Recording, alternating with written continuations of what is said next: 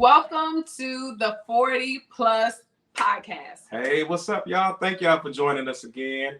I'm your host, Mario J. Brown. And I'm your host, Kimberly Marie Brown. And this is the hangout spot where we touch and inspire those who are 40 plus. We're going to have deep and inspirational conversations about faith, family, finance, career, and relationships. And today we have such a very special guest. So special that we're going to have to read his bio because it's so much that goes into his life and what he's accomplished and who he is. So David Cooks is our guest today. Man, I can't wait for y'all to hear from this brother. So much wisdom, so much inspiration, and you do not want to miss it. But before we go into that and bring him, introduce him formally, we want to talk about what happened last week. Okay. We had a ball last week. Yes. Last week it was just me and Mario, Mario and I, Yeah. Mario and myself, and you guys. And we bonded. We had so much fun. We were able to just review our life. Absolutely. We took a look back. Y'all found out some things you did not know about me or did not know about her.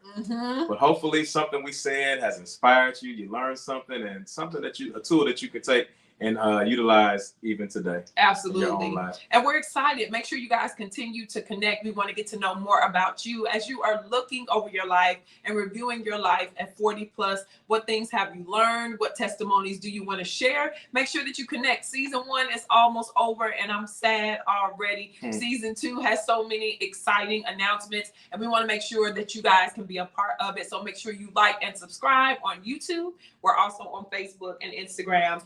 And we are looking for new guests for season 2. Absolutely. So if something is touching you, something you are relating to, something you have a story, you want to talk to the 40 plus audience, community, make sure you connect with us, email us and let us know so we can get you as a guest for season 2. Absolutely. And so without further ado, our guest today, David Cooks, is an investor, a speaker, award-winning author, podcast host, certified coach. Man, let me just read a little bit of his bio. David Cooks, a T6 paraplegic, is a speaker, a podcast host, a certified business coach, and an award-winning author of the book, Getting Undressed, From Paralysis to Purpose. In his book, David encourages the reader to keep moving forward regardless of life's challenges and to put purpose into action by helping others. David suffered a spinal aneurysm at the age of 15. David earned a Bachelor of Business Administration and Finance from the University of Wisconsin-Whitewater and an MBA in Finance from Duke University. Wow. After leaving the corporate world, banking and finance, David spent nearly 25 years in education, including 17 years at his alma mater, Marquette University High School, teaching economics and serving as diversity director. David's basketball coaching career is distinguished. Highlights of his coaching career include serving under the legend, Coach Mike how you say his name? Coach K. Krzyzewski, I believe. You'll help me pronounce that correctly. At Duke University. And just representing the U.S. in Estonia and Finland with coaches Frank Martin and Guy Rancourt, USA East Coast Basketball, and serving as the head coach at Marquette University High School. Did y'all hear me? Head coach, Marquette. Yes. Ooh-wee. Most recently, David has served as an assistant coach at Concordia University in Mequon, Wisconsin. As a speaker, David has shared the stage with Elizabeth Smart, Jordan Montgomery, Ron White, and many others, providing inspiration and insights with audiences throughout the U.S. David and his wife, Mary Pat, reside in Wauwatosa, Wisconsin. Without further ado, ladies and gentlemen, let's welcome our brother, Mr. David Cooks. Well, it's so good to see you. Thank you. I love you guys' energy. I mean, Oh my goodness. I'm closer to the 6-0 than I am the 4-0, but your energy is good. That's why we got 40 plus. We need That's it. right. We need it. It's so much wisdom that comes from you guys, and that's why we love staying connected to those that have been here before us. Amen. And so this is a very special just age group of people that have not been forgotten, and it's absolutely necessary. So that's why we actually created the 40 Plus podcast, because we sit in the middle, and so we were able to gain wisdom from those who are older, and now we're connected to those that are younger.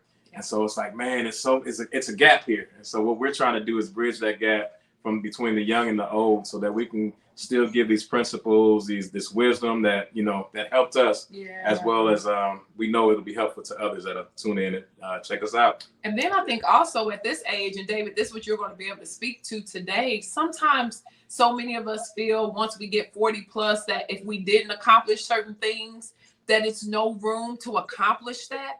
Or we feel defeated, the big 3-0, then the big 4-0, then the big 5-0. And just to see so many people 40 plus, 40s, 50s, 60s, 70s, 80s, you hear these phenomenal stories worldwide about people not losing faith, going into new careers, starting new businesses, and just being phenomenal like yourself. So thank you so much for just being here to inspire so many people with your story. We got to jump right into it. Absolutely. All right. Let's go. Let's go. Well, let's start with take us to the young David. Yes. Young David Cooks, growing up. Tell us where you're from, where you were born and raised, and just a little bit of your childhood. Yeah, I am originally here from Milwaukee, Wisconsin. Grew up on the north side. I am the second oldest of 4 children. Just I was a regular old city kid with parents from the South who instilled education in us and instilled godliness in us and wanted us to always represent them and God in the right way in everything that we did. And that was really important as I experienced some of the challenges of life that would begin at age 15 with the paralysis and some of the things that they instilled in us about resilience and faith and never quitting has helped me get through these last 44 years in a wheelchair. So that's who I am. Love basketball. Loved it then, love it now. I absolutely LOVE large caps fishing. So that people, if I could do some things over, which I don't have very many that I regret, if I could have figured out a way to fish professionally, make a good living and do that, and then do the other stuff that I've done, that'd be great. That would be the one addition to my life I would love to have. Yeah. Oh man, tell me about it. You and I have that in common. Well, I cannot eat enough nor catch enough. That's how I'm saying. I've had the privilege of fishing with this brother, and I've learned some things. I must say, I've learned some things, especially with catfishing. That's really? An area that I wasn't. Yeah, I was like, I don't even know if I want to keep a catfish because I don't know how to clean it and what to do with it. But thankfully, when I'm with this brother, we'll fish, and not only will we catch it, but he cleans it for us. And so all I got to do is come pick up the bag. Come pick up the bag. That's right. And you know something? That means something different now, but you still need to come pick up the bag. Yeah, absolutely. Man, that's good. So tell us. So you told us about where you're from, how you grew up, some of the things that you enjoyed as a kid, and take us right into what changed the trajectory of your life. Let's talk about the accident and how that again changed the trajectory of your life. Yeah, it was October 19th of 1979, and I had some back pain, nothing crazy. Had just got a doctor's report of my health is great, getting ready for basketball tryouts. So I wanted to try to make our team. I thought I was a pretty good player. And since there's no video from back in that day, I was really good. You can't come on, that's it. The best. The best. And so, within a 24-hour period, I was having difficulty walking and ended up using a wheelchair to get into the emergency room. And, it turned out that there was a blood vessel that had erupted on my spinal cord. And that began a journey of really not even, I think overcoming is what I would call it, not surviving, because I have not survived. I've thrived because of God's grace on my life. And it began a journey that I didn't think would be this long. And I was speaking somewhere recently, and I told the audience, I said, "No, this is me. You don't have to believe like me." I said, "But I believe that at any moment I could walk, like even right now, like in the midst of a sentence, I could get up and walk." And that's what I believe. And that did not negate or does not negate the realities of what I live with every day that I have to do to prepare to get dressed, all those types of things. But it keeps me in a place of gratitude and expectation. And I think those two things in combination cause you to have a lot of success, because humility plays a part of that, because you're grateful and your expectations are high because you believe you should be blessed. And so that is where I started at age 15. I gave my life to Christ when I was 13. Yeah. Didn't know what that meant. I just knew I just knew that my mom and dad's life was turned around and they were saved. And I was like, man, they're having a good time. Right. And so I was like, I wanted to serve the God they served. Come And on. I didn't really know all the ins and outs. I knew that they were always reading the Bible and stuff. So I read mine and studied and all that. And I didn't know that this would be part of the abundant life that I would be experiencing with the challenges that I was going to be facing. And so there are three things, we talk about family, faith, and friends. We talk about that all the time and throw that around loosely. But until you've been in a challenge, until your back's been against the wall, you really don't know what that means. Mm-hmm. You don't know the depth of the significance of that, especially if you'll find out if you don't have it. Let's put it that way. And that can be devastating for people. So from that moment on, my life has not been good. It's been great. I mean, I live a good life. Then let me just put this out there for those that are listening. I have walked and I have not walked, and walking is much better. Let's just throw it out there. Don't get it twisted. But in the midst of it all, the blessing of the Lord still maketh rich and addeth no sorrow. Come on. And so I believe that. I will say, with any journey that you're on, it's not linear. There's twists and there's turns and there's ups and there's downs. And have I cried? Absolutely. Have been frustrated? Absolutely. Have God and I had some real conversations? Absolutely we do. But that's part of the journey and part of understanding that that's okay. It's okay to not understand and ask questions. It's okay that you feel alone, but don't get lonely. It's okay, to feel down, but you can't get depressed. Just all of those things are a part of the journey. And over my life, I've learned that I had to compartmentalize the wins and learn from the losses. And in doing so, that really helped me move forward. That's it. Wow. That's good. I have so many thoughts. I think my husband knows me. It's just running. Excitement. First of all, everybody who is watching or listening, if you're watching and you can actually type in the comments, I want you to pick out key phrases that David said that just touched you. Because there was about 25 that if I could have typed while he was talking, that I would have hashtag or put in the comments that just really touched me and inspired me. I think David, you might need to put your sister Kimberly on your calendar, because I want a weekly call of inspiration with David Cooks for 15 minutes. And I just want you to do exactly what you did. Talk about the goodness of the Lord and faith. And then I'm going to get off and I'm going to run and do my missions that week. And then I'm going to run back and tell you how good God was and get on the phone with you again. Because I don't know if the listeners understand, when you hear something in the spirit, when you hear faith, when you hear abundance, when you hear dominion, when you hear a brother or sister speaking from a place of really understanding the power of the word and the relationship with God, for me, it's just exciting. I can pass out now. I'm gonna let you say you know what? You just gave me a great idea, and we'll see if I can come up with some inspirational moments for people. That's a great idea, and we'll see where we go with that. Oh, absolutely. I'll stay on. So necessary and so needed. Man, there's so many people that are out here looking for inspiration in any way you can find it, but to receive pure inspiration that's coming from above, man, that's what we truly need. People are finding inspiration in any and everything when it's not good for them. Yeah, I said this the other day to someone. I said, there is no best version of you without God. Come on. Yeah. So because his plan is perfect for you and only you. And so we have kind of made a self-help space help without God's intervention.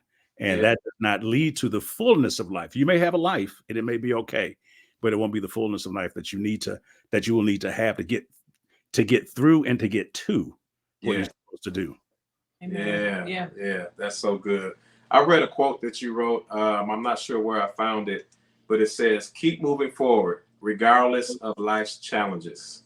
Put purpose in action by helping others. Tell us a little bit about what that looks like. How does it look to put purpose in action by helping others? Well, I think that there is a common call for mankind to serve one another. So let's just start with that as a basis of mankind's responsibility one to another. If you're having trouble trying to figure out what your purpose is, that's it. It is to serve one another. When we start with that as an understanding, then we can look at the gifts and talents that God has instilled in us and figure out how to use them to bring Him glory and to serve others. Purpose without service is not purpose. It's just activity. And Mhm. you want to be purposeful in what you do. You should want to make a difference in the world. You should want to leave an imprint that somebody says, "Man, they were here. Look at what they did." And not for your own accolades, but That's because it's important that you do want to help somebody. I mean, there's not there's not a greater feeling than having someone um, that you didn't even know you touched the way you did come back 20 years and say, "You probably don't remember this, but Mm, you said this to me, or you sent this to me, and it helped change my life." That is such a great feeling to have. And absolutely. if you've gone through life without that, yeah. then you got to get back into the place of being selfless enough to serve, but Yeah. also selfish enough to serve, if you know what I mean. Mm-hmm. Go dig deeper into that. What exactly do you mean with being selfish enough to serve? Being selfish enough to serve means that you will have to eliminate some things to get your purpose to the place it needs to be for fulfillment. And that means it's got to be about you sometime. You have to do the internal work on yourself. Mm, You have to do the things required for you. You can't look for anyone else to assist you with that. You got to be selfish about that. It's kind of like a relationship you have with your wife. You need to be selfish about that relationship. this is mine. You can't. This is my thing, yeah. and I'm going to be selfish about it. And in that relationship, I'm going to be selfless, which means not that I don't exist, but I'm going to think less of myself and more of the other person. And Yeah. that's what true service becomes. Service Yeah. is not you're not out there and you don't exist. It's that you're thinking less of yourself. You're taking some of the attention off of your circumstances for a moment, just for a moment, and focusing it on someone else's and helping them, and then you can get back to yourself. So there's a place of healthy selfishness. We hear that, you shouldn't be selfish. Well, maybe you should about some things. You should be selfish about greatness. You should Mm-hmm. be selfish about helping people. You should be Yeah. selfish about having other people being successful and all that kind of stuff. There's nothing wrong with being selfish about that or jealous. You know how they say God is a jealous God? That's Mhm. not necessarily negative. Yeah. Yeah. That means that there's such a love and such an intent that Yeah. you don't want anybody else messing that up. And Yeah. so that's a part of that thing. So, people often ask about, how do I know my purpose? How do I find my purpose? Yeah. They do. And everyone's journey is a little different. And I think that some people know at age 5, Yeah. and some people don't know till they're 75, but that's okay. As long as you are asking God, what is it you would have me to do? And I tell people there's two things to look at. Look at your skill set and ask the people around you who know you. They can really help you to define the path Mhm. that you should take. I don't believe purpose is going to be anything outside of what you already have within you. Yeah. Yeah. I just don't believe that. And Mhm. because that would not be like God. Why would he have you do something that you're not equipped to do? Absolutely. That's Yeah. good. That's good. That's good. Mhm. Mm-hmm. I hope they're taking notes. You should have some notes going down. This should be inspiring you and sparking a fire in you. They have to get the book. I don't know if I'm jumping into this too early, but I'm sure that all of this knowledge that you're giving us and just wisdom, faith, motivation, inspiration, wisdom that's coming forward now while you're speaking. I'm sure there's so much in this book. So if we can we jump to this and you talk about it a little bit? What's kind of outlined in the book Getting Undressed? Yeah. I wrote the book Getting Undressed from Paralysis to Purpose. And I wrote it someone said you need a catchy title. And so I figured Getting Undressed would catch people's attention. And so but it's not, a sequel to 5 Shades of Grey or 50 Shades of Grey or whatever that book was. This is a book that really talks about it's kind of my memoir up until about 2016. And it just talks about all the journeys, the ups and the downs, the importance of family, the importance of sacrifice and finding purpose. And within the book, it's not a how-to. It's just, here's my life and here's the way I approached it. And there are some principles here that I think will benefit you, and that are common to all of mankind. I talk about somewhere in the book about the greatest gift that God has given mankind, in my mind, is the ability to believe. Because whatever you believe, right or wrong, impacts how you live. And so it's important to understand that what you believe and who you believe in does become important. What are you believing about your circumstance? Do you think you don't have a way out? Do you think you're hopeless? Or do you think that it's temporary and the best is yet to come? Yeah. And how do you get to the point of understanding and believing that? And it's by telling yourself that over and over again. You have to it's like you're medicating yourself with positive meditation. Mm-hmm. Yeah. So you're medicating your mind with the positive meditation of what you say and agreeing with God. I am always above. I am never beneath. I don't care what it looks like. That's it. That's it. I don't, and I have to tell myself that. Yeah. When I'm sitting in the hospital and the doctor says, we can't do anything for you because we'd put you in septic shock. And I have to sit there and lay in that bed and say, okay, God, I'm going to live and not die because it's not my time. Yes. I would faint if I didn't believe that I'm going to see goodness yet in the land of the living. And so, you have to just, as you're going through these things, you have to have something to hold on to. And I think the book provides a lot of examples. You go through there's a all about possibilities and seeing how you see things. I think your perspective really does matter. And if you can't see it, then there's no way you get to it. Absolutely. And so you have to really do those kind of things. And so I'm excited. The book has been well received. Someone was reading the book and they said to me, I was waiting for the shoe to fall. And I said, well, there is no shoe. Yeah. I said, there is no shoe, because at that point I'm gone. If the shoe is going to fall, that means that my time has elapsed.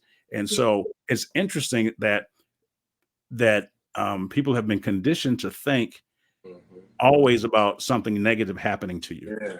Negative is going to happen. It's going to happen.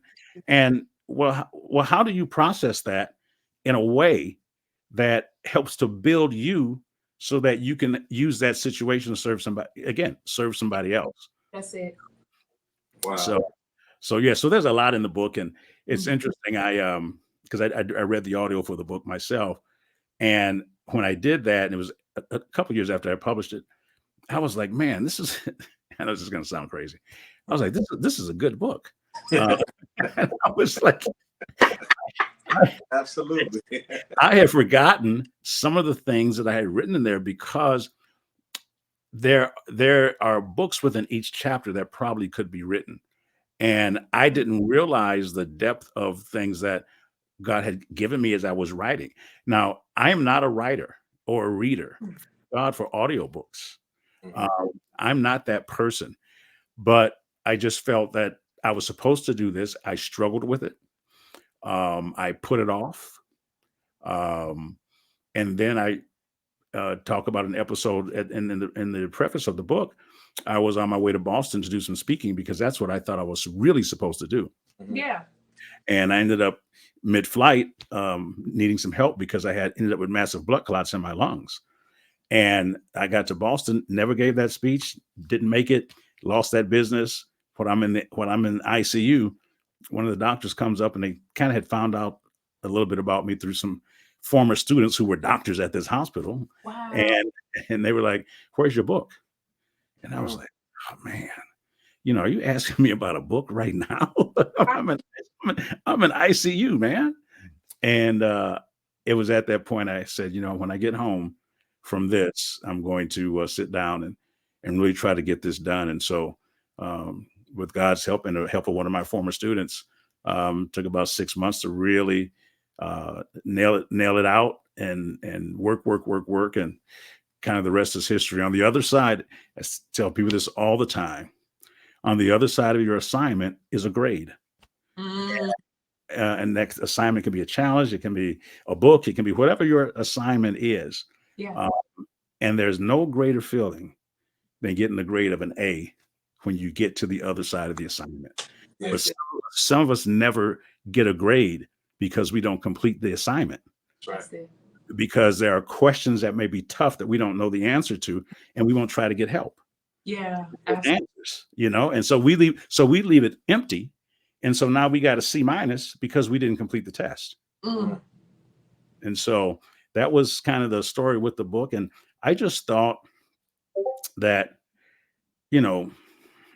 my life could help some people, that's Yeah. it. and that's all. And you don't make money off books. I mean, unless you get a New York Times bestseller and, all that kind of stuff. I didn't write it for money. I didn't do anything like that. I just thought that my life could help some other people. That's Yeah. it. Mm, Yeah, that's really good. mm. Wow. It's so much kind of running through my head. I'm just thinking about, as a listener, just listening to you and thinking about how easy you make it look. Hmm. And then I compare you to others who have experienced loss but have not been able to manage it and handle it the way you do. So with this being the 40 plus podcast, and where we want to leave jewels and tips and tools, I can just see somebody looking like, man, I want to get to where he's at. I want to have that type of faith, that type of belief, that type of strength. And can you just tell us how did you get there? Is this something that was always in you? Were you always a pretty optimistic person, or is this something that was born and birthed out of what you've gone Life and through? hardships. Yeah. Yeah, I think it's probably a combination of it all. I am not by nature an unhappy guy. Mhm. I like to have a good time and, Yeah. and enjoy life, that kind of thing. Um, but I think your if you don't have a faith component that can really anchor you, I'm not sure where I would be without God. And I'm not saying anybody on here is, that you have to do that. But for me, I'm just telling you, it's my story. Yeah. That's it. And I think that because I believe that God is good all the time, That's it. I really believe that in Me spite of what my circumstances are, Yeah. I still believe there's good for me in everything. You were in Um, our podcast last week. That's what it was. You were a fly on the wall in our podcast last week. And that was the exact same thing I said. I feel I understand that sentiment is he's good regardless, the good or the bad. He's good all the time. His goodness never changes due to the and situation. what that does for you, if you want to just internalize that, Yeah. it creates your value. Mm, And not only do you have value, but you're valued by that's God. it. And so all of a sudden you start your esteem changes a little bit. Like, okay, hold on now. I got this wheelchair thing. Okay, I got these other things, but I'm valuable. Good. I'm valuable. And so because I'm valuable, that means I've got something to offer. Come on. If you have no value, you have no offer. And so you begin to think this way. Yeah. And that happens because your mind is the battlefield in everything you do. Mm, In everything you do. And that's where you have to begin, because your actions begin with a thought. mhm. And so if your thinking is stuck in a place, then how do you get out of that? Couple things. Check your crowd. Mm-hmm. Check who's around, who are the influencers in your life. That's And good. if they aren't pushing you to a place of good and great, That's good. then they must be eliminated. That's the selfishness you need to have. Mm-hmm. And then you have to trust that there's a new network for you. So because it's not blind faith, it's walking into the unknown. Yeah. And you must go into the unknown to get that which is revealed for you. Mhm. And that takes something. Mhm. That's because you know what's familiar to you is what's easy to you. Yep.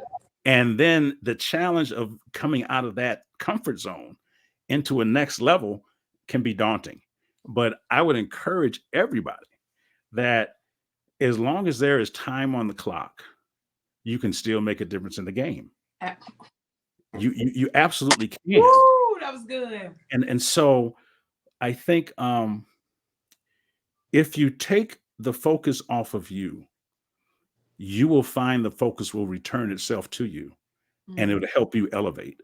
Yeah. Serve somebody else. The one thing that I learned early on, and I talk about it in the book, when I was in rehab, I had a roommate that was amazing.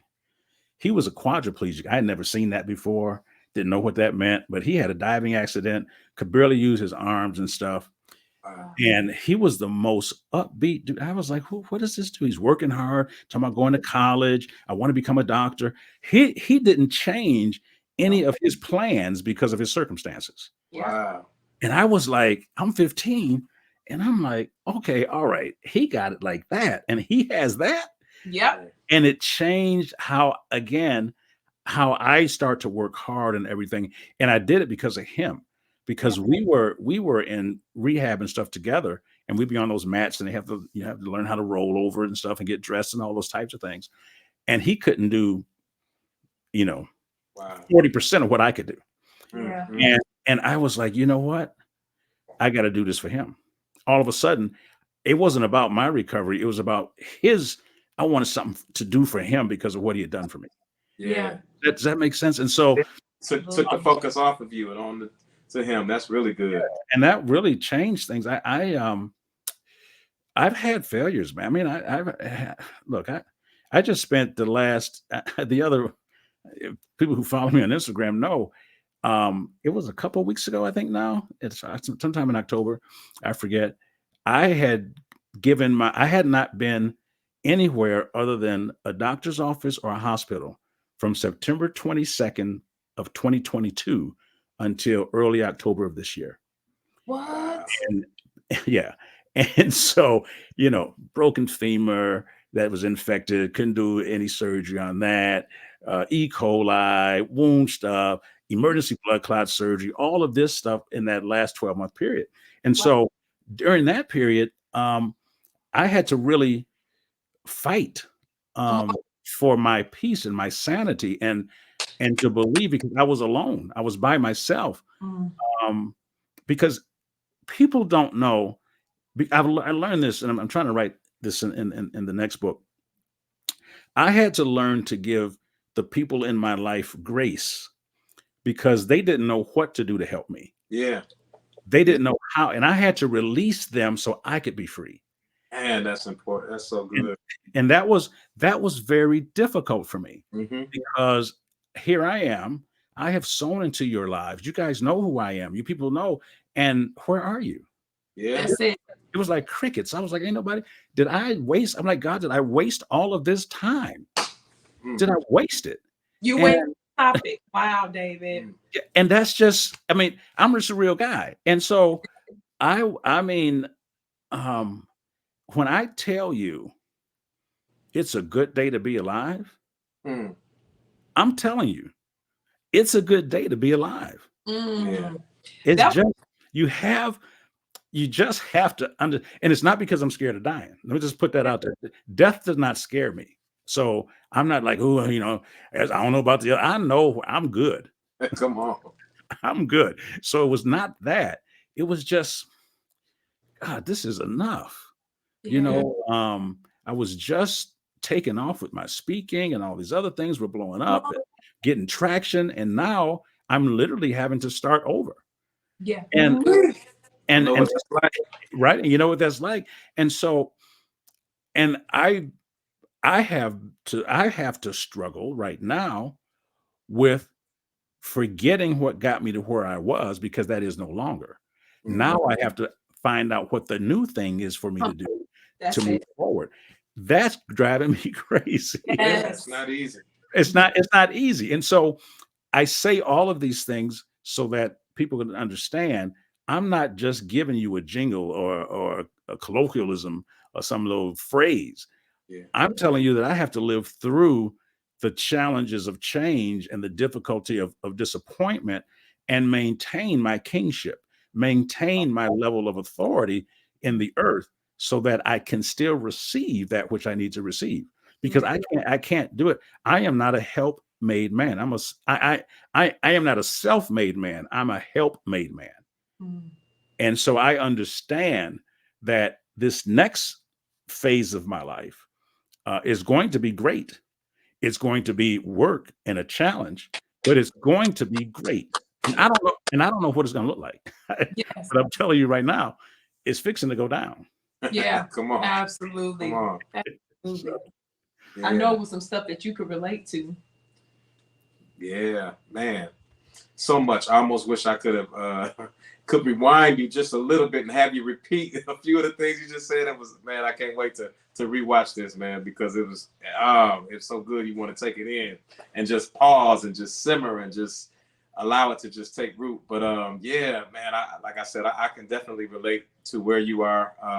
Not fully, because we have different stories, but I know what it's like to experience your world just pretty much turning upside down, and being able to be in a place where everything is working for you and it looks like the career is on the up, and dreams are becoming reality, and you're not only touching it but you're living it. Yeah. And so I was at that place once before I had a massive pulmonary embolism, which changed my life. It changed the course of where I was headed. And so I remember thinking those very thoughts, like, oh my goodness, what do I do now? Like, what's the new norm? Because now if I hold on to what I got to get here and I keep trying to go this route, it'll drive me crazy, So it's like learning that new way, and what God, what direction I'm supposed to head in now, and what steps am I supposed to take.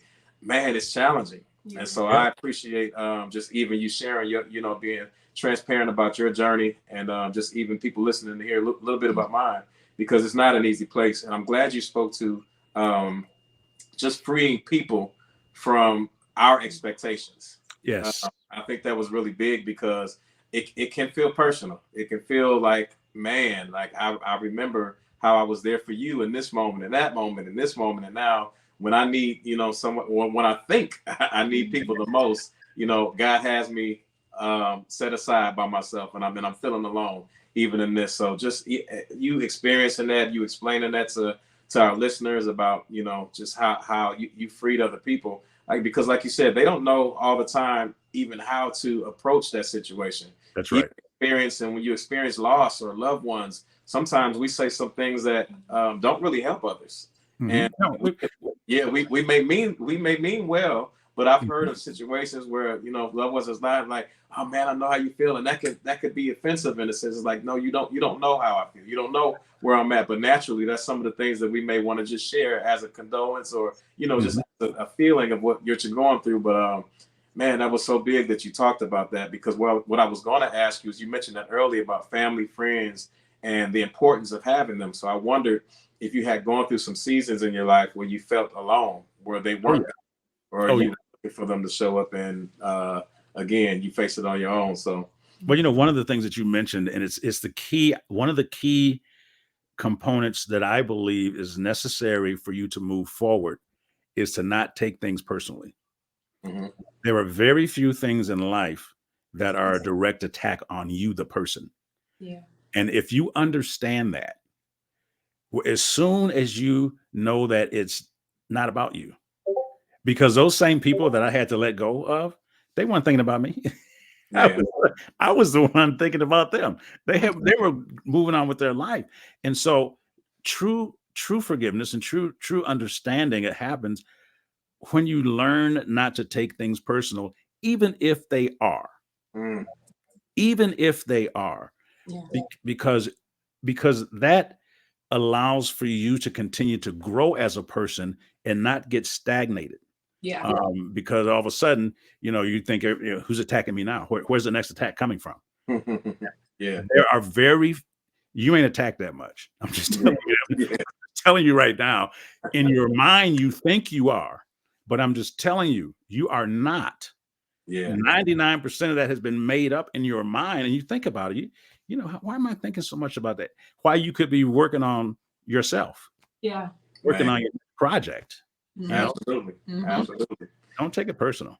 Absolutely. Man, it's one other thing I wanted to say. I don't know if I'm jumping No, in front of you or good. not, but I was thinking about you were talking about how you just took the focus off of yourself. Yeah. And so it made me think about how successful you've been as a coach. And I think as a coach, you have to have an ability to see things in other people, see areas of improvement, be able to motivate them. Yeah. And how do you motivate other people if you're not motivated within yourself? And so I think that, you know, a lot of the things that you went through, I mean, we look back over our lives and we realize how God was orchestrating every little step, you know, to help us become who we are. So in these moments, we show up as, you know, like, man, I prepared you for this. So let's talk about this coaching gift that you have and your success as a coach. And what joy do you get out of coaching? Yeah, I think you hit on some of the keys. I think first of all, I think we all need a coach and a therapist. So just throw it out there, because you have blind spots, and a coach can see for you sometimes. So when I first started coaching basketball, um, I could see where I wanted my players to get to before they could see it. Absolutely. And so I would begin to push them and stretch them beyond where they thought they could go. And then eventually they would be what I saw in them is what they would become. That's it. And so that's what coaches do. Yeah. That's why the great coach, who is God, says, I have a plan for you. And he sees the finished work from the start. Yeah. And it's his responsibility to help to get you there and stretch you and stretch you and stretch you. And that, I love that part of coaching, because when you see the players that you're coaching have success and you see them reaching levels that they did not know they had in them, Yeah. and what that does for them, man, that is It's a joy. it's a thrill. It's a thrill. I learned through coaching the importance of positioning people for success, Yeah. based on the skills they have. If you can't hold a tune, I'm not giving you the mic. Right. I can't. Please give me the mic. I can't hold a tune, but just let me try. I'm not Mario J. Brown. I'm Kimberly Marie Brown. I just want the mic one time. And I'm like, no. And the reason that you do that, and you won't do that in a team concept, is that it will hurt the effectiveness and the productivity of the other players. Yeah. Because you're out of your lane, you're out of your specialty. So now I've got 4 people who are going in one direction. You're going in the direction out with them, because you're not doing what you're gifted to do. And so the idea of putting people in position to be successful, which again talks about the positive. Yeah. What is it that you bring? Don't tell me what you don't bring. Yeah. That's I can't do anything with what you don't have anyway. Yeah. So what do you bring? What do you have that we can work with?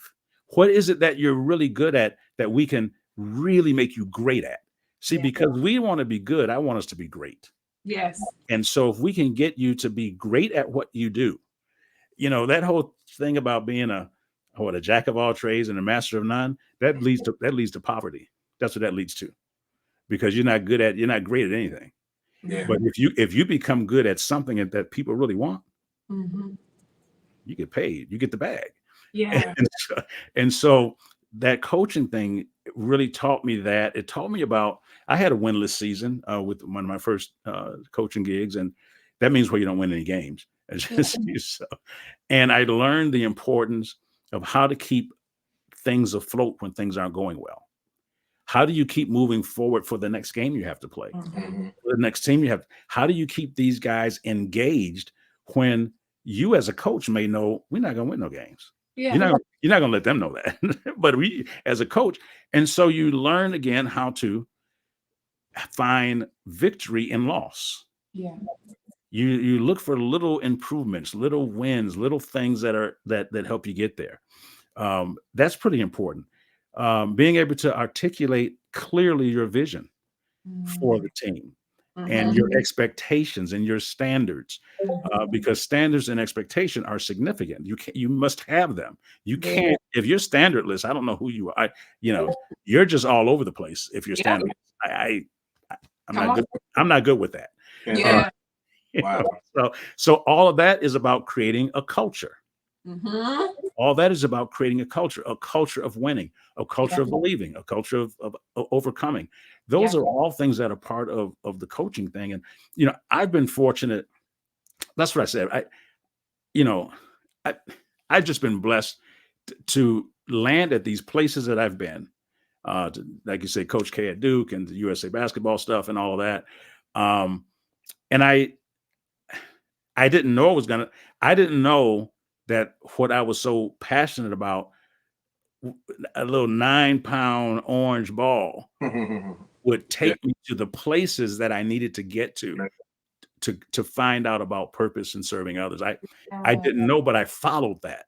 And I followed it with integrity. I followed it with character, and I followed it with loyalty. Those are three things I did. And I have no skeletons in my closet. I don't have any of that. Mm-hmm.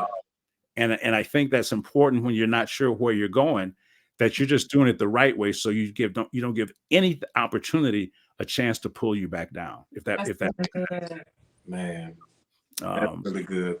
David, I wanna just throw a curveball at you. Okay. So I'm thinking about, I love analogies, especially when talking about coaching and sports and things like that. So at 40 plus, the older we get, we tend to be set in our ways and stuck in our ways. And so a lot of players that are in this age group 40 plus, they are not coachable. So what type of impact can you have on a person who is uncoachable? And let's talk about kind of what's necessary in order to grow, to get to where we're trying to go. Well, the uncoachable really don't have a lot of hope for their future, to be honest with you. If you can't be coached, then you're not open to growing and you're not open to knowledge. And it's wisdom. Wisdom is the principal thing you're trying to get. Yeah. And that comes after you get knowledge. But if you don't want to be coachable to get knowledge, then you'll never become wise. And that leads to a problem. I think when you begin to understand that you don't know anything, you're going to come to that point in life. As much as you know nothing. That's right. And when you are willing to be in that place and say, you know what? Yeah, I have an MBA and I've got this and I've got that. But in the grand scheme of all of what's going on, I know nothing. Mm-hmm. And I need to be open to growing and learning more. Stubbornness is a very dangerous thing to have. And I've been there as a coach. I remember I had someone on my staff who's a great guy, and he wanted to run a particular kind of defense that I wasn't comfortable running, and I wasn't comfortable running it because I was ignorant on how to run it. And so as a result, I was pushing him aside, and eventually I had to realize, I think he's right. Let me pull back. Let him put this in and run this. And our success went right through the roof. And so when I tell you these things, I've been in those places where I had to just humble myself. Hold up now. That's right. You know what? Just because I don't know it doesn't mean that it can't be something profitable for me, because I don't understand it. And so instead of me demonizing it or casting it away, let me just pull back and see what they're doing and see how that works. And sure enough, it benefited me. So, set in your ways is an interesting phrase. I hear that phrase. I hear a happy wife, a happy life. I hear some of those things are very selfish sounding to me. Yeah, that's it. So I'm not going to be happy unless she's happy. Wait a minute. Right. How does that work? Yeah, you question these phrases we hear as we get older and get more wisdom. You find yourself not really saying some of this stuff, but you're like, wait, who said this? Where was it created? Where's the author? And even as we grow and mature in life, you really start to analyze, like, that doesn't apply. Some Christian terms and that we do. I love how as we evolve, some of that stuff is like, that doesn't even make any sense. I'm not even going to use that anymore. Yes. And so if you are so convinced, and this is what setting your ways means, that means at all costs, you need to be right. And if at any cost you need to be right, it's going to cost you relationships, it's going to cost you responsibilities, it's going to cost you success, it's going to cost you money, because you don't understand that the currency of life is not being right, Mm-hmm. is understanding how to grow and evolve.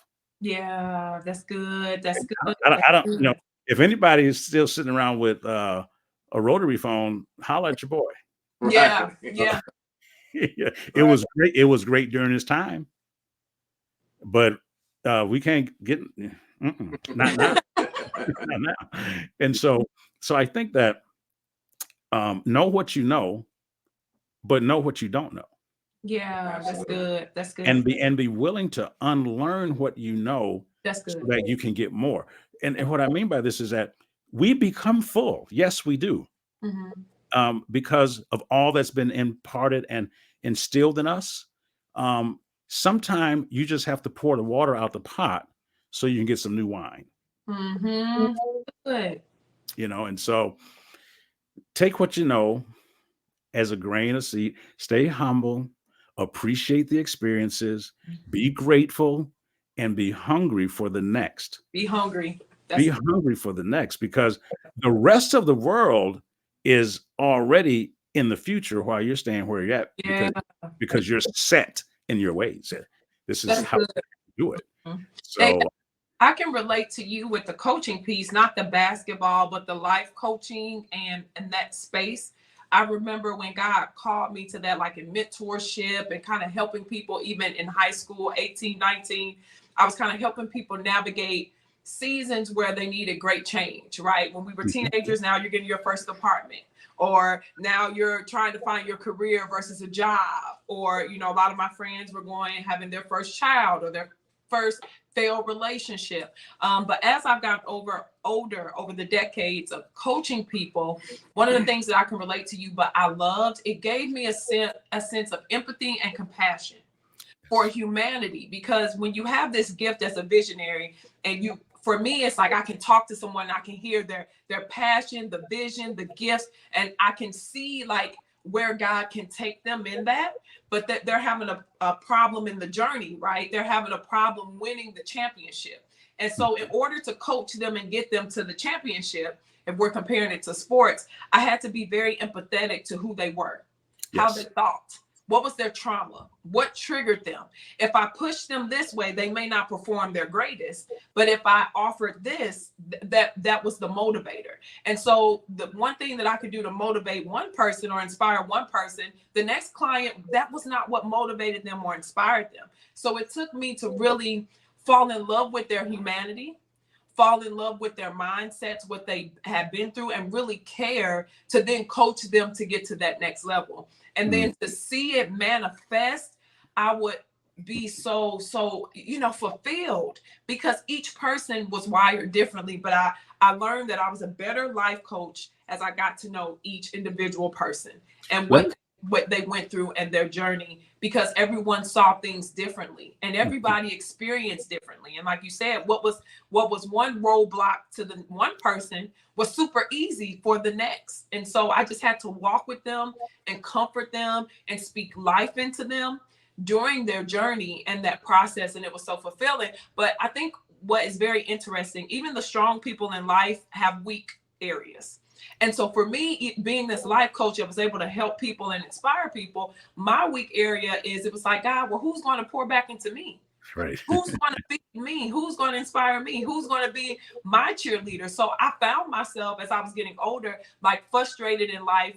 When in my personal life, I found people that I was like, oh, you drained too? Like I became frustrated because I dealt with people so much in life coaching and ministry and in my gifts and my talents that needed me to help fulfill them, that in my personal life, I didn't want to have to help somebody. I wanted someone to pour into me. I wanted someone to help me. And so my journey was kind of similar to yours in a sense. I had to learn how to let people go from being my cheerleader or pouring into me, and just really use God as that source, and then continue to humble myself, a word that you said, to when whoever it was, just be available, Kim. Mhm. Have those gifts. You're optimistic. You can help people maybe set standards and boundaries and do things they've never done before. So don't get frustrated because in moments you feel like you're forgotten about, right? You're Yeah, not important to. you said a couple of words that I want to touch on, and that's empathy and compassion. Yeah. Because I think that's so vital. um, in helping to reach people. What I heard you saying is what we talked about earlier. Also, I'm gonna get back to empathy and compassion. You needed to be selfish about yourself. At some point, you realize that, wait a minute, I've been given and given and given. I need to be recharged. That's Yeah. the selfish side of us that we need to cultivate. Mm. That needs That to was be hard. yeah, and yeah, because you know why? We've been taught Yeah. that there's something wrong with loving yourself that much. Yeah. Yeah. And that's all. I'm like, I love me a lot. I love me more than all of y'all. Yeah. So but you have to come to that point and realize that it's not a bad thing Yeah. Yeah. to do well for yourself. Absolutely. Do good by you. That's pretty important. The other It thing you touched reminds upon, me of the scripture, David. Tell me what you think about this. Love God, the greatest commandment. Love God Mhm. with all your heart, soul, and mind, and love others as you love yourself. So Yes. we were in that equation. It was God and others, but it was also us. But for a long time, I just did, I think we do God and others and then Yes. forget about Oh us. yeah. Well, see, and so when it said, as you love yourself, you can't begin in that equation until your love for yourself is right. That's it. And so, and we, that just sounds contrary to um sanctimonious sacrifice. Yeah. That just sounds so contrary to that. But God is saying, you got to love yourself, and I will love you so you can love yourself, and then you can love others. Amen. And so there's an equation there. You mentioned something that I want to just really was great. And one of the things I learned in coaching from a basketball perspective and also from life coaching, one of the things people ask me a lot, like when I was at Duke and with Coach K, like, what was the greatest thing you ever learned from him? And it was his ability to touch each player differently because they were made different. But it was amazing to me to watch. Yeah. The X's and O's are great and all of the strategy of the game is great, but his ability to discern and know, okay, I can say this to Johnny, but I can't say that to Joe. That's I can it. say that.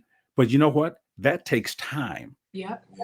You have to build a relationship before you're able to do that. Yep. And that's a time component. And as you do that, you Mm-hmm. will develop that empathy and compassion. And you know what happens in the athletic sense? Those people on your team will run through the wall for you once they know They you care. become so loyal, don't they? Oh, once they know you care, it's Mhm. over. It's Mhm. over. Yeah. They forget about the discipline. They Yeah. forget about the chastisement. Mhm. All they know is that you truly care, that you're Yeah. empathetic and you have sympathy for them. I agree. That's Powerful. that's so powerful. So powerful. So Yeah, man. So good. We could stay here all day. Man, we do have one thing that we want to just touch on before we leave. And that is your success as an author. I heard you say earlier that you weren't a reader or a writer. Thank God for audiobooks, as you mentioned. And just how did you end up taking this turn into being a successful author? There's many of us that have a lot of stories to tell. Yeah. And my wife and I have several books that are in the pipeline right now. And so if you can just give us some tips and tools and on how your journey began and what steps you took to Publishing. actually publish and Yeah. just some practical things that we can Yeah. put in place. some practical things that will help is you will need to be fully vulnerable if you want to write a book that contains information about you. Okay. You can't be like, running and ducking from who you are if the book is about you. Yeah. Yeah. You have to become comfortable. When we Yeah. talked about getting undressed, and then when you get undressed, then you get dressed again. In between, you're naked. Yeah. Yeah. It's that nakedness that allows for you to get into the next set of clothes. Mhm. And so you have to be willing to put yourself out there and believe that at least one person will benefit from what you're writing. That's right. Don't try to figure out who your audience is. Mm. Let what you write determine who the audience will be. There you go. Because if you start trying to figure out who it's for, you're going to start writing out of a place where you don't exist. Mhm. And that's just a lie. Now, I mean, you can write a lie book if you want to. I just don't do a bunch of lying. Right. I think that's important. I think that if you need to get some help, like my co-writer offered, he's an English teacher, and he's like, "I'd love to help you with your book." And so it was great. He had an outline for a book. I had an outline for the book. Our outlines were pretty much the same. And from there, we started meeting weekly. You have to have consistency. We would meet on Zoom and go over a chapter and make changes and do this and do that. Then I'll see you next week. And I say, here's what I came up with. And I think once you begin the process, and if you need someone to do it with you, do that. Some people can write it by themselves, and that's fine. So get some help with that. Technology is great nowadays. AI is great. For those of you who think it's the devil, they said that about the TV too, and the internet. So I'm just, you know what, man? You look, I've been around, and don't watch that one-eyed devil.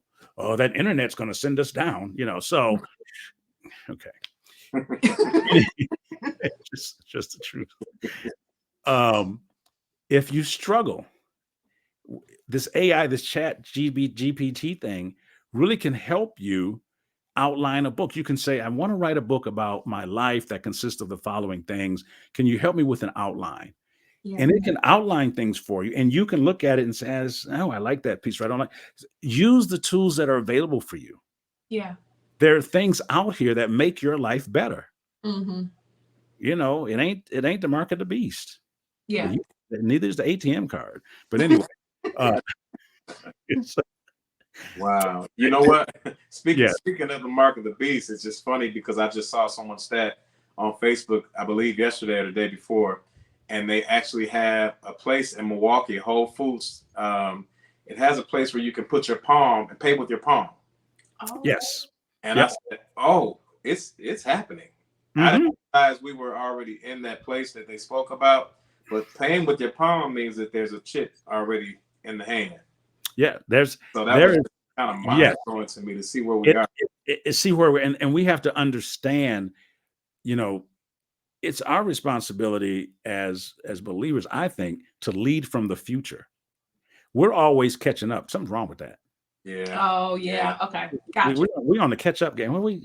No, we should be on the cutting edge so that we can discern what to use and how to use it for kingdom purposes. Absolutely. So, you know, chips in the hand, all that, you know, that all may come around, and they say the same thing when, you know, you can put your fingerprint on your phone. You know, so I'm like, you got to figure out when he's coming. He knows. So, I ain't got to worry about that. When it comes to like publishing a book, so those other things kind of help just with some practical things. ChatGPT, have an outline, have some thoughts, have somebody read a chapter. Hey, I've started to write this book. Let me know what you think about this. And I did that with my book. I sent my first chapter out, and they're like, man, when can I get the next chapter? That's when I knew I had something that would catch people right away because they wanted more of it. That's good. Yeah. And if you write something and they're like, it's all right. You may want to go back and reconsider, because you want them to keep reading. Yeah. You just want them to keep reading.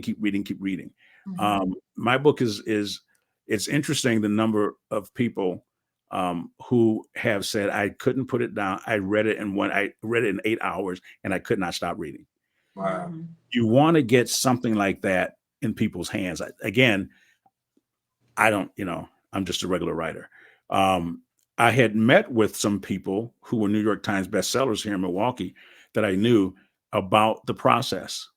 And the greatest thing they took, because some of these people purchased their way to New York Times bestsellers. Mm-hmm. Mm-hmm. You find out about that. Yeah. And that's great. If you got the means, again, right. no judgment here. Right. If they were like, you know what, if I were you, I wouldn't get a publicist. I wouldn't do any of that.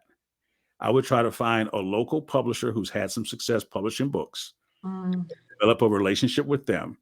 And that way you have a person that's in town, that you don't have to go through 17 different channels to reach about your book.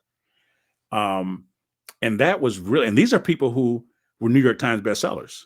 Okay. And they were like, no, I wouldn't do that. Don't waste that money. Don't do that. Don't do that. Keep it simple. Find someone. You can do it on Amazon and stuff now also. And so my first book, I used a publisher. I probably will use it for these next couple, but I may do the Amazon thing. I just like for my life to be easy. Yeah. Mm-hmm. Mm-hmm. I can pick up my phone and say, so-and-so, I need 25 books. Thanks. And I ain't got to worry about it. They'll order them. They get them here. They're printed. I don't have to worry about any of that. That's good. So I would say consider a local publisher, someone who understands the game, who can put your book in contests and all that kind of stuff so that people can read it. Okay. I think that's important. And then once you have a book in the speaking world, it validates you, whether you are validatable or not before the book. When you get one, you are an authority on something now in their eyes. You're an expert on that. And so it opens up opportunities to speak, and then you can, distribute your book there and that kind of stuff. So those would be things that I think are pretty important. Use technology.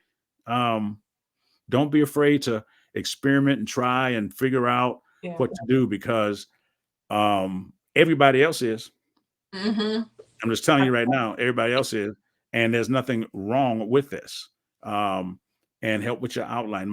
I think my next book, the one that I'm working on two. I'm working on one called 52 Reasons to Live, and that's going to be a devotional for a year, one thought a week. And then, because that came to me when I was in the hospital. And then the other book is going to be called Derailed and Determined. Mm-hmm. I love it. Yeah. That's the book that will deal with these last 3 years of my life with sepsis, E. coli, all the crazy stuff I went through. And just talk about the roller coaster of life, the importance of relationships, all of those things, and how to get people out of depression, out of debt, mentally, physically, otherwise into a place of prosperity. So, those are some sidebars, but so hopefully I answered the question. Like you said, we could talk all day about about these things, but the other thing I would say is just get started on the book. One of the quotes in my first book is, excuses don't stop you. Stopping is what stops you. Yeah. Mm-hmm. And, so if you stop, that's why you stopped. It's not because you had an excuse or you stopped because you stopped. That's it. Yeah. That's it. You can frame it how you want. But just begin and be faithful with it, and get away from it. Mm-hmm. Okay. Yeah, there it is. Get away from it for a while if you need to, and come back to it. It's okay to do that. Yeah. It's okay. It's perfectly fine to do that. Sometimes we get fooled into this grind mentality. Mm-hmm. That ain't for the kingdom of God. People ain't supposed to be that way. Yeah. All that toiling and stuff. Yeah. No. So do you have to work? Absolutely. Do you have to? But this whole grind and not have a life and everything, that ain't godly. No rest. Yeah. You can't function when you're crazy and you're tired. Yeah. My speaking engagements never go well when I'm sleepy. I say that my words be mixed, and then baby be like, "Oh, she meant to say that." I can't do radio when I'm sleepy. I can always say I can't give my top performance when I'm exhausted. But if I eat well, I rest, I'm centered with God, I'm organized, I'm ready to go about it, I can always excel in that space, versus the push, and then do. Well, part of preparation is rest. Yeah. And I believe that the highest level of faith is rest. Yeah, absolutely. Because if you can't believe to rest, there you go. You're gonna have a hard time. Absolutely. So you're right. So that preparation, it's interesting. And I taught in high school and stuff, economics and all that stuff. And I look back at this when I was a student. My experience in the classroom was much better when I came prepared. Yeah. When I went to class and hadn't read and hadn't done these college things, I didn't know what they were talking about. I was trying to catch up. But when I did the work and then I was put into the lab, There you I go. understood everything, and it allowed for me to move forward. We must be in a position as human beings, prepare yourself for that which you are about to step into. Absolutely. That's If it. if you don't, you end up actually losing ground, and then you're trying to catch up because you didn't take the time to just do the 10-page reading Mm-hmm. and the 2 problems Yep. for that class. Mm. And then you end up, Prepare. just prepare. I think that might even be a name of the podcast. Properly prepare. It's so much good stuff that was in this. Oh my. Absolutely. Wow. You just said something that got my wheels turning again. Whenever I look off like this, I'm thinking. I forget that I'm in the podcast, and man, just thinking about, you said that the highest level of faith is rest. And just even thinking about the scripture, man, you went deep on us, bro. Just thinking about on the 7th day, what did he do? Yeah, he rest. That was the highest level. Like And it was complete on the holy day. Yeah. On the holiest day, the Sabbath, Mm-hmm. there was rest assigned on that day. Yeah. Wow. That's a whole nother level of conversation. Just think about, man, it's a whole nother topic. What that means for you to be in a state of rest. It is ultimate faith, when you know that whatever it is that you're looking for God to do, whatever you're believing God for, you're resting on his promise. You're resting knowing that it's already done. So, man. And rest allows for you to disengage from the activity of the day. Mm-hmm. And your faith says it'll be there tomorrow and I'll be prepared for it then. There you go. Yeah. Because new mercies are distributed daily according to the word of God. And if you are trying to live beyond that day's mercy, you're going to find yourself in a difficult place. So that I tell people this all the time. They're like, "What do you do when you get frustrated?" I go to bed. Because I know that I don't have any grace or mercy on me for the rest of that thing today. There you go. So I just jump off of it. Why not hit us with another jewel before we get out of here? Just drop them. It's what you do. So why not end it with a big jewel? Man, that's everyone. good. They got to meet the amazing David Cooks. Oh my goodness. Thank you so much for being here with us today. We definitely want to follow up with you, if that's okay with you. If you can bless us again for a part 2 and a part 3. We want to be on your pre-order list for the 2nd book and the 3rd book. So we're going to have everybody this is the 40 Plus podcast family. Can we pre-order the book? So definitely stay connected with you on that. And then reach out to us and let us know whenever you do start these 15 minutes of inspiration. Yeah, you got me thinking about that. Come on. You really did. And so I got to think about that. I will say this before I go, and I say this whether I'm speaking or my podcast or whatever. And I tell this, and it takes on a different meaning for everyone. People of faith take it a certain way. People who don't have faith take it another way, but a positive way. And this needs to be merged also.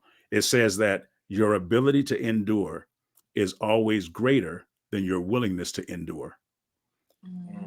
And you have to that means if it's on your plate, you got it. Yeah. Come on. You got it. Now you don't want it. You don't want it on your plate. That's the willingness piece. I don't want that, but it's there.